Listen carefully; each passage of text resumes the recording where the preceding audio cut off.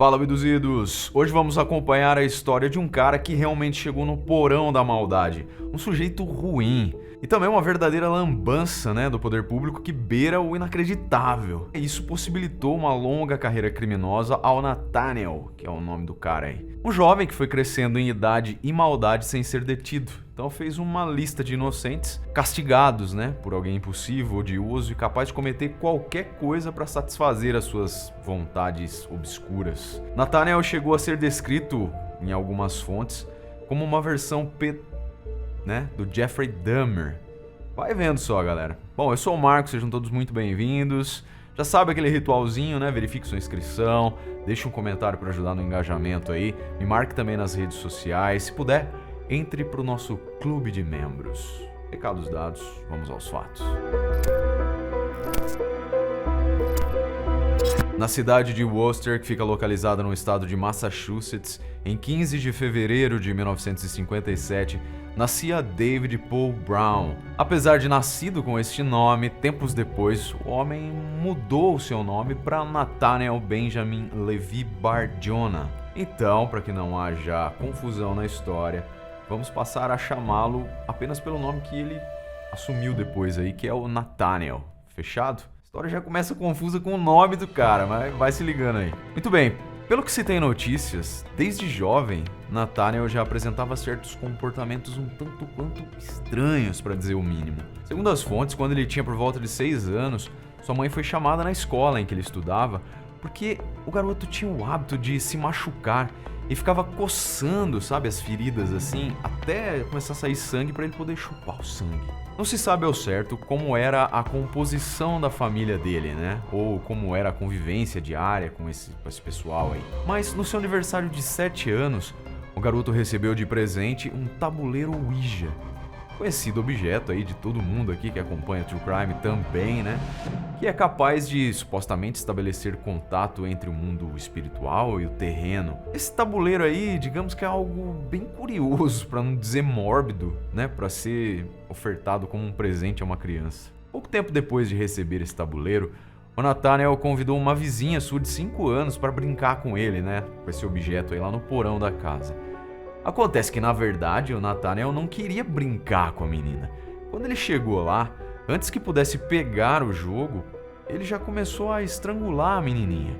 Mas felizmente a mãe dele ouviu os gritos dela lá no porão e conseguiu interromper a agressão antes que a menina sofresse algo pior. Mas ainda que tenha sido algo bem violento para uma criança se fazer com outra, a mãe do Nathaniel interpretou aquele ataque ali como sendo algo normal, uma rixa ali entre as crianças brincando. Um pouco mais velho, já no início de sua adolescência, o Nathaniel convidou outro garoto de 6 anos de idade a fazer um passeio por uma colina próxima ali da casa deles. O menino estava convencido que iria andar de trenó, então acabou acompanhando o Nathaniel, que, jogou um chaveco ali nele. E durante o tal passeio, o Nathaniel violentou a criança. Mas apesar de ferido, o garoto conseguiu sobreviver. E pelo que se tem notícias, na sua infância e adolescência, o Nathaniel não foi responsabilizado por esses atos. Provavelmente tenha sido castigado pela mãe, mas não foi preso ou processado, ou seja, não teve justiça ali, polícia envolvida. Aqui já começa ali o primeiro elo da corrente, que vai resultar numa coisa muito pior lá na frente. Essa espécie de sadismo de Nathaniel contra crianças em específico não iria sumir com o passar dos anos, muito pelo contrário. O jovem parecia começar a premeditar e planejar coisas horríveis para suas futuras vítimas. Prestes a se formar aos 18 anos, Nathaniel dirigia o carro de sua mãe quando avistou Richard O'Connor, um garoto de 8 anos de idade, na rua.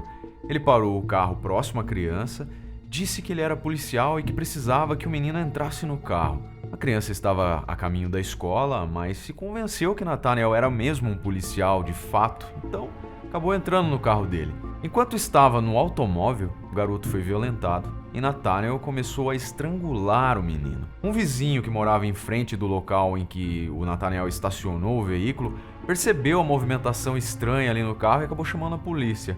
O Nathaniel conseguiu fugir levando o garoto, mas com as descrições do automóvel, as autoridades policiais conseguiram identificá-lo em um estacionamento. Dentro do carro, o garoto estava numa situação tenebrosa.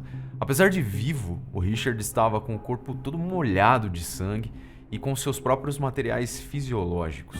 Era o ano de 1975 e Nathaniel estava sendo preso pela primeira vez. Apesar da gravidade dos atos criminosos do jovem, sua pena foi de apenas 1 ano e em liberdade condicional. Então, ele sequer foi preso de fato. Mas sua liberdade de ir e vir e de permanecer em certos lugares até determinado horário foram as únicas punições que ele sofreu. E como vocês podem perceber, né, galera, os elos vão se fechando, a corrente vai aumentando para dar um resultado bem ruim lá na frente. Negligência, vão empurrando com a barriga ali. É angustiante de ver a evolução da história e nada sendo feito, mas segura aí que piora. Claramente, as restrições da condicional não contiveram o criminoso.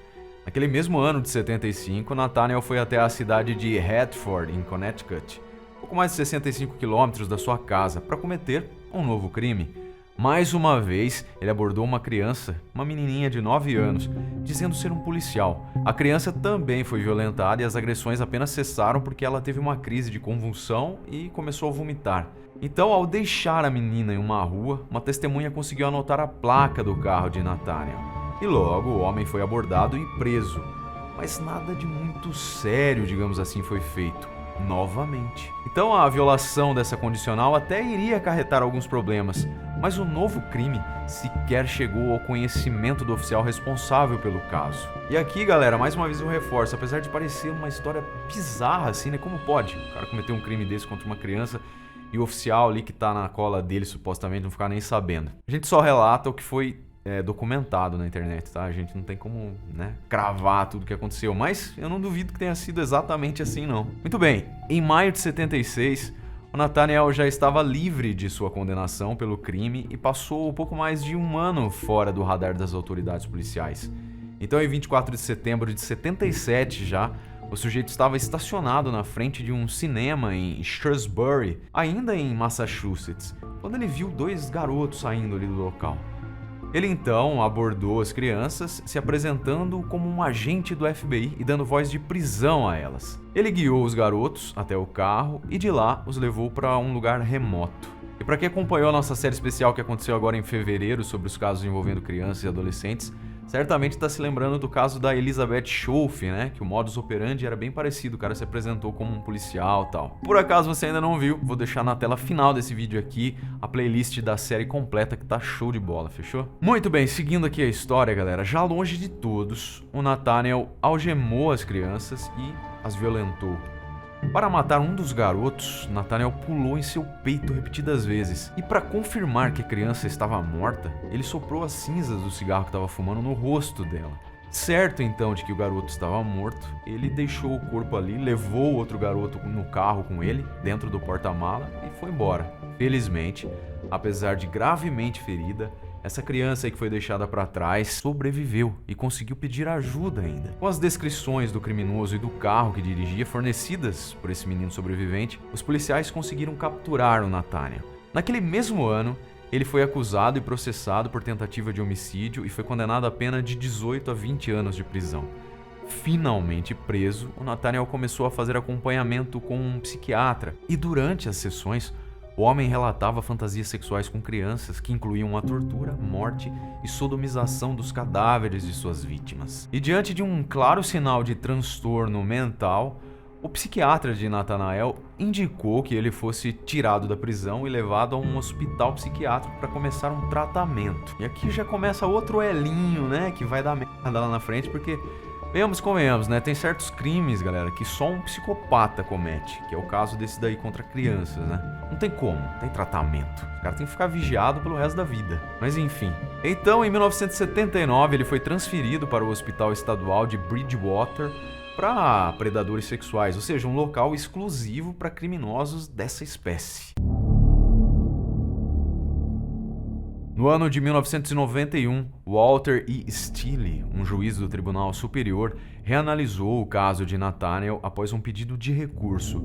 Durante os anos que passou no hospital psiquiátrico, Nathaniel passou por uma série de avaliações psiquiátricas e, acreditem ou não, abduzidos, algumas delas concluíram que o criminoso não era considerado uma ameaça perigosa à sociedade. Ah, velho, não é possível, né? Entretanto, em uma das avaliações, o Dr. Leonard Bard, em fevereiro de 1990, apontou que, apesar de ser uma pessoa sexualmente perigosa, Nathaniel tinha apresentado um progresso mínimo desde que tinha sido admitido no hospital psiquiátrico.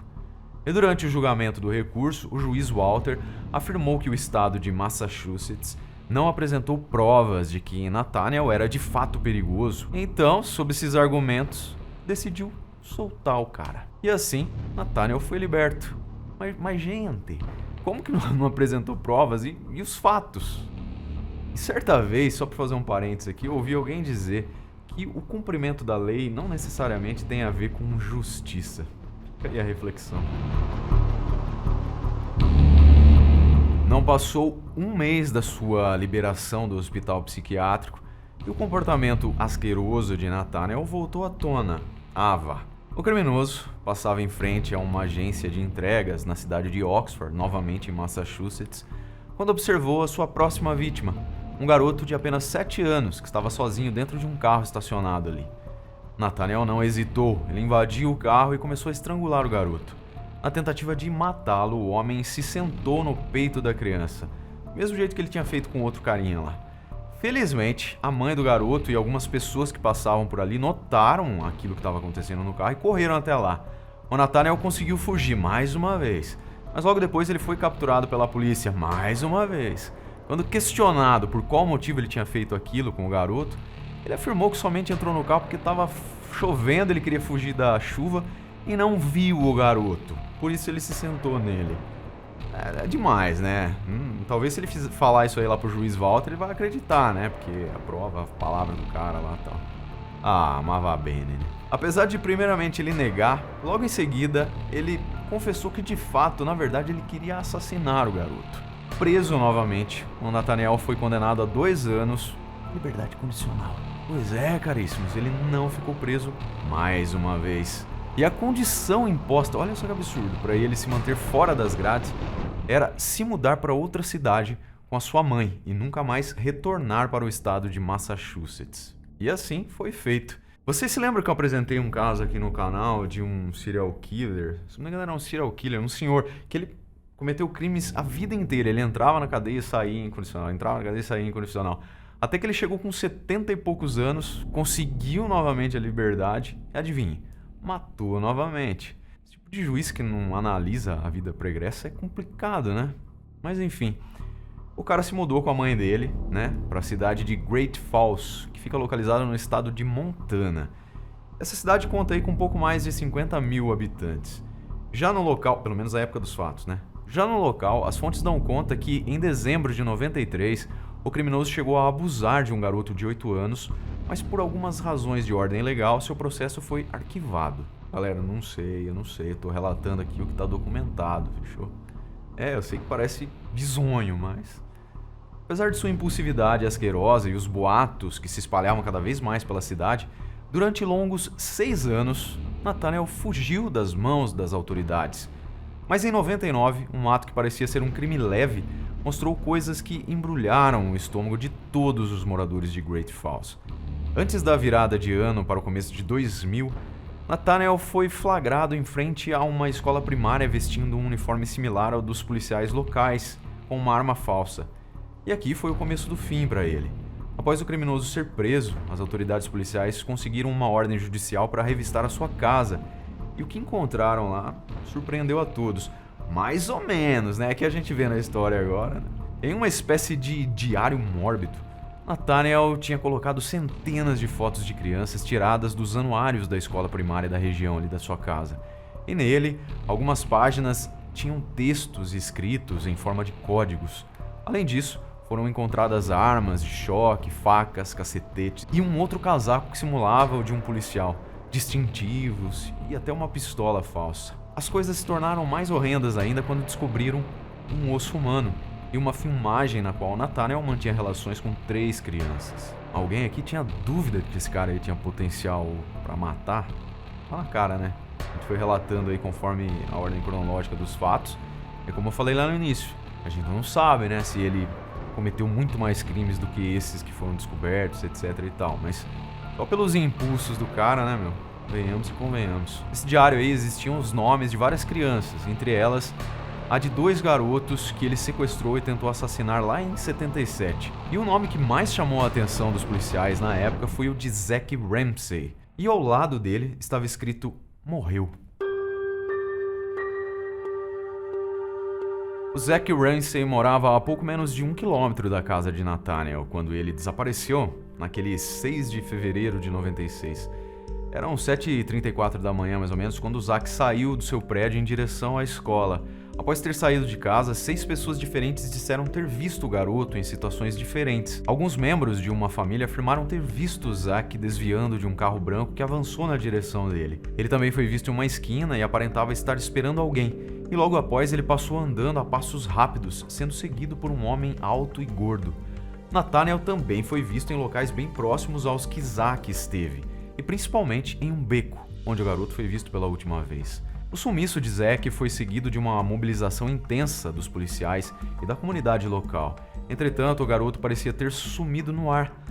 E aqui temos mais uma outra possível falha do sistema judicial e carcerário americano. Apesar de Nathaniel ter um longo histórico criminoso com crianças, as autoridades policiais de Great Falls, vejam só que absurdo, as autoridades não foram notificadas da periculosidade do criminoso. Ninguém ali sabia que um predador sexual asqueroso tinha acabado de se mudar para a pequena cidade no interior de Montana. Apesar disso, Bill Belushi, o responsável pelo caso, descobriu o histórico de Nathaniel e claramente colocou como principal responsável pelo desaparecimento do garoto Zack. Infelizmente, esse Bill aí tinha apenas provas circunstanciais. E em razão disso, ele não conseguiu na época uma ordem judicial para revistar a casa do Nathaniel. Assim sendo, Nathaniel ainda teve um bom tempo para que saísse da casa da mãe e fosse morar em outro local, e possivelmente apagar ali as provas que estavam lá, né? Então, sem poder investigar a fundo o caso, ele foi caindo no esquecimento, pelo menos até 99, ocasião na qual a casa dele foi lá vistoriada e acharam aqueles artefatos incriminadores.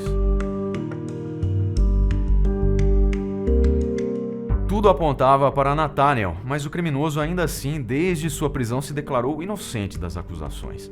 Apesar do foco principal das acusações serem sequestro de Zack Ramsey, todas as histórias daquelas crianças na lista perversa de Nathaniel serão levadas ao tribunal. E é no julgamento de Nathaniel que as coisas começam a ficar ainda mais insanas, se é que isso é possível, né?